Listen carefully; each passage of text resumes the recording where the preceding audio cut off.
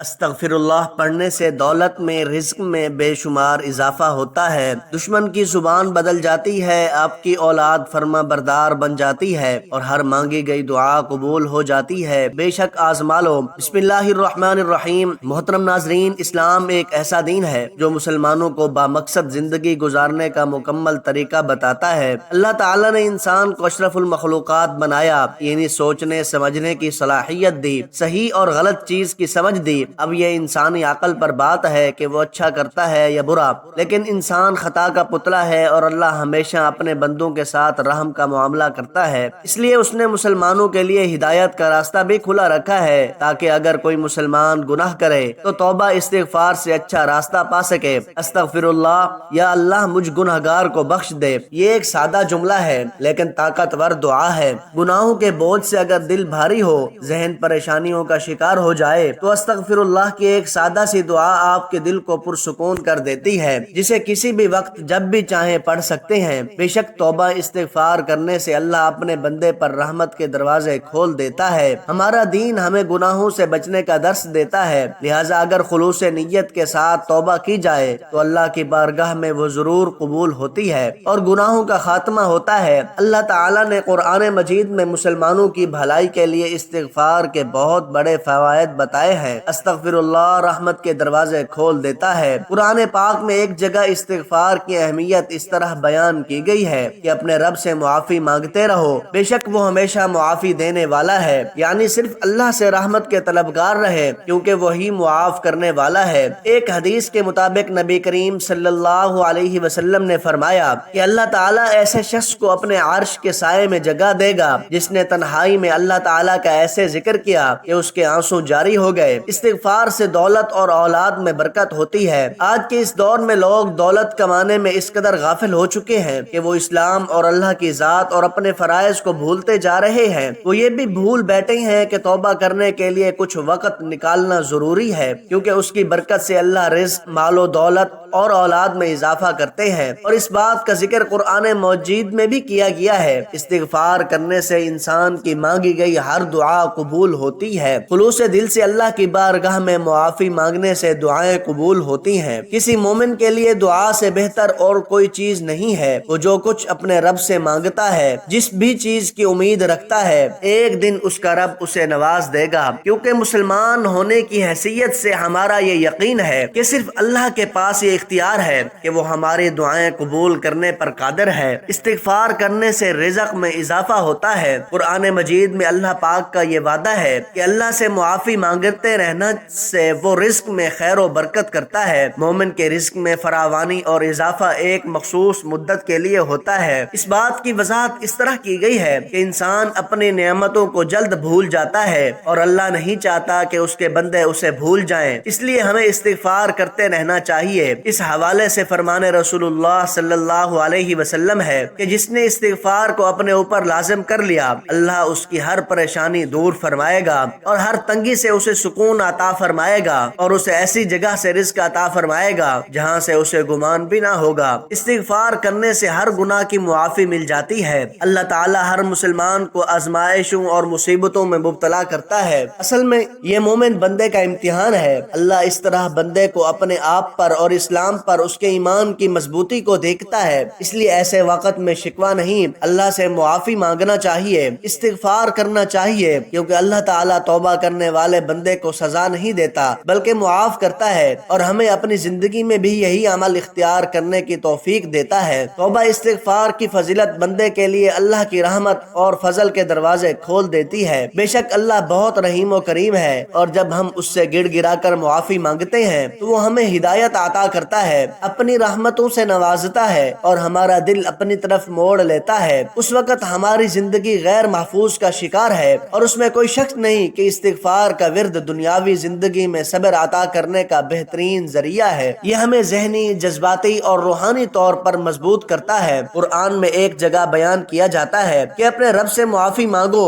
اور پھر اس سے توبہ کرو، وہ تمہارے اوپر آسمان سے بارش برسائے گا اور تمہیں اپنی طاقت میں سے طاقت بخشے گا۔ قرآن مجید میں استغفار کرنے والے سے اللہ نے وعدہ کیا ہے کہ وہ اس کو اپنے بے پناہ فضل سے نوازے گا، اس دنیا میں بھی اور آخرت میں بھی۔ قرآن میں اللہ اپنے بندوں سے مخاطب ہو کر فرماتا فرماتا ہے کہ تمہارے لیے باغات مہیا کروں گا اور تمہارے لیے دریاؤں کا سامان مہیا کروں گا۔ کسی شخص نے حضرت علی رضی اللہ تعالی عنہ کے سامنے اونچی آواز سے استغفر اللہ کہا تو آپ رضی اللہ تعالی عنہ نے اس سے فرمایا کچھ معلوم بھی ہے کہ استغفار کیا ہے؟ استغفار مومن بندے کا بلند مقام ہے اور یہ ایک ایسا لفظ ہے جو 6 باتوں پر حاوی ہے۔ اول یہ کہ جو ہو چکا اس پر شرمندہ ہونا، دوسرا یہ کہ ہمیشہ کے لیے گناہ نہ کرنے کا پکا ارادہ کرنا، تیسرا یہ کہ مخلوق کے حقوق ادا کرنا یہاں تک کہ اللہ کے حضور میں اس حالت میں پہنچو کہ تمہارا دامن پاک و صاف ہو اور تمہاری کوئی پکڑ نہ ہو، چوتھا یہ کہ جو تم پر فرض کیے ہوئے تھے اور تم نے انہیں ضائع کر دیا تھا انہیں اب پوری طرح ادا کرو، پانچواں یہ کہ جو گوشت حرام سے پرورش پاتا رہا اس کو غم و اندوز سے پگھلاؤ یہاں تک کہ کھال کو ہڈیوں سے ملا دو کہ پھر سے ان دونوں کے درمیان نیا گوشت پیدا ہو، اور چھٹا یہ کہ اپنے جسم کو اطاعت کے رنج سے آشنا کرو جس طرح اسے گناہ کی شرینی لذت سے اندوز کیا ہے، اور پھر کہو استغفر اللہ۔ ناظرین، اس فرمان سے یہ مطلب ہرگز نہ لیا جائے کہ استغفار نہیں پڑھنا چاہیے یا بلند آواز میں استغفار پڑھنے میں کوئی برائی ہے، بلکہ یہ فرمان استغفار اور استغفار پڑھنے والے کا صحیح مقام پہچاننے اور اپنے قول میں سچے ہونے کا تقاضا کرتا ہے۔ اس فرمان میں اس جانب اشارہ ہے کہ جب تک تو نے دنیا سے منہ ہی نہیں موڑا،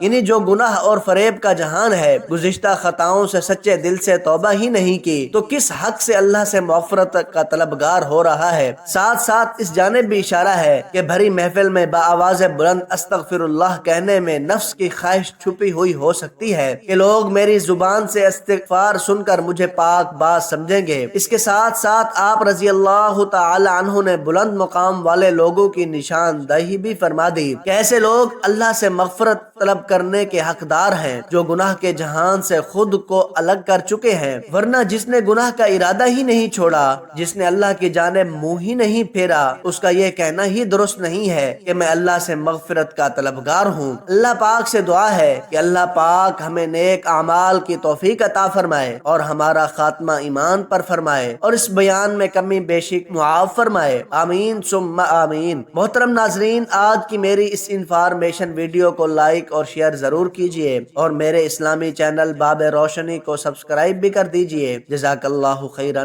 کثیرا۔